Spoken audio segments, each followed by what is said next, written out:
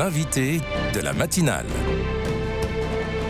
KTO Radio. Le procès de l'attentat de la basilique de Nice a pris fin la semaine passée. L'assaillant a été condamné à la réclusion criminelle à perpétuité pour le meurtre de Nadine, Simone et Vincent. Mais d'autres éléments doivent encore être examinés par la Cour d'assises spéciale de Paris, comme la constitution de partie civile de l'Église par l'intermédiaire de l'Union des associations diocésaines de France.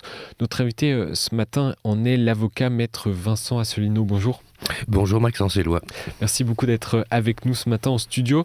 C'est la première fois que l'Église se porte partie civile dans un procès pour terrorisme. On va y revenir. Un mot pour débuter sur le verdict rendu par la Cour mercredi dernier.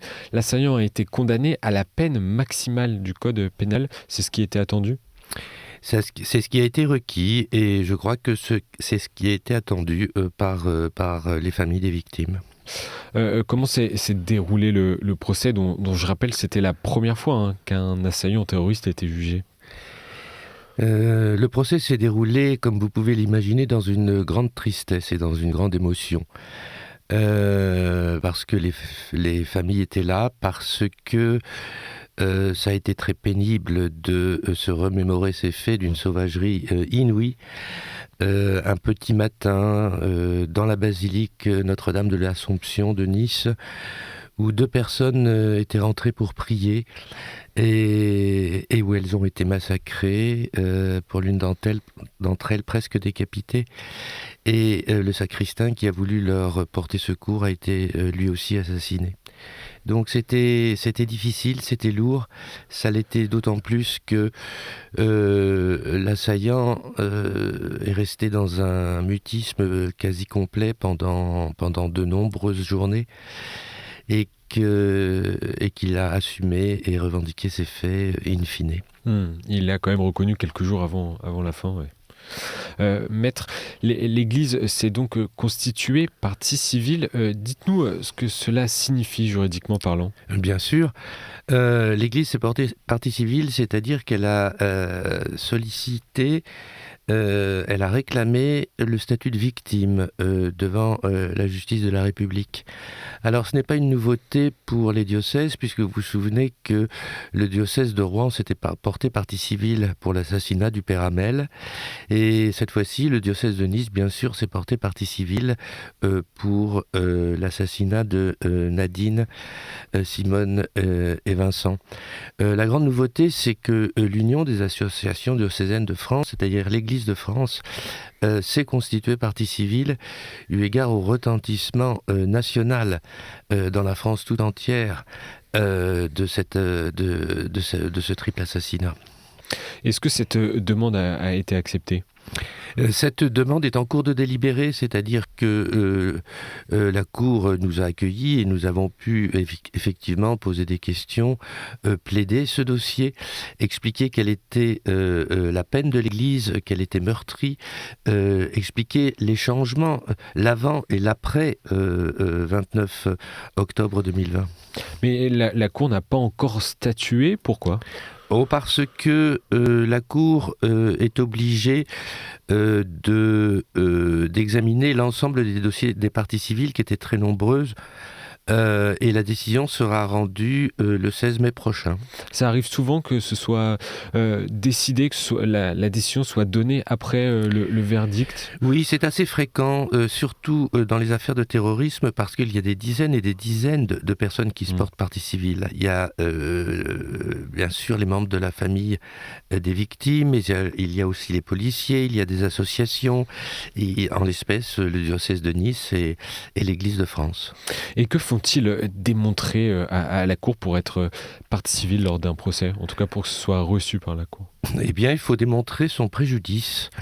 Et nous l'avons démontré à l'audience, c'est-à-dire que nous avons démontré à quel point l'organisation du culte désormais, la vigilance qu'il faut avoir, la formation de gardiens spécialisés dans certaines églises, la mise en place de mesures de sécurité pour les grandes fêtes carillonnées, pour les cérémonies comme les ordinations, est devenu nécessaire malheureusement dans notre pays. Suite à ces attentats comme celui de la basilique de Nice ? Absolument.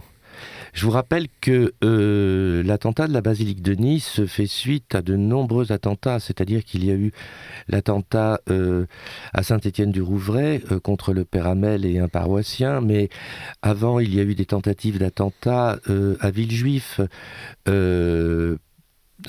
C'était les églises Saint-Cyr et Sainte-Thérèse, avec la basilique de Montmartre qui était visée. Il y a eu l'attentat manqué aussi de Notre-Dame de Paris. Donc tout cela fait que c'est malheureux, il faut le savoir, mais l'Église est devenue une cible pour les terroristes. Et que souhaite la conférence des évêques de France à travers cette démarche ?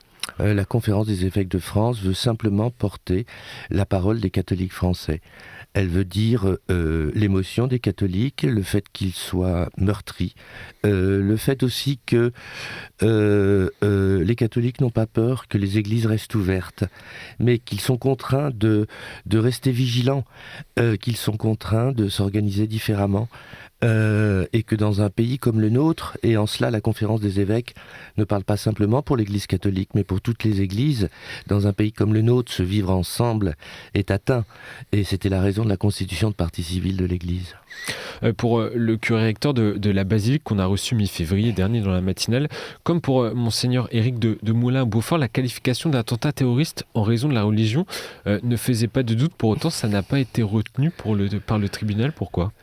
Ça n'a pas été retenu, c'est-à-dire que la cour d'assises n'a pas voulu poser cette question, que cette question soit posée pour des raisons de stricte technique juridique, c'est-à-dire que les dispositions du code pénal issues de la loi de 2017 prévoient que l'on peut effectivement rajouter des circonstances aggravantes dès lors que la peine encourue n'est pas maximale. Et là, la peine encourue était déjà maximale.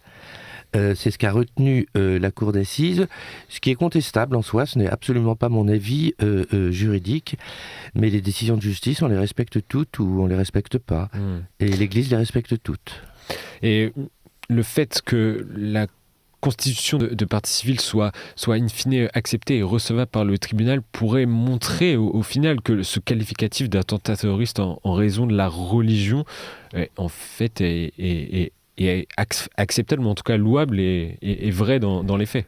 Et ce d'autant plus que dans les motivations de la décision de la cour d'assises, c'est-à-dire après le verdict, il est clairement indiqué que l'affaire avait été préméditée dans la mesure où un lieu de culte chrétien était visé, dans la mesure où l'assaillant avait fait des repérages à 5 reprises autour de l'église.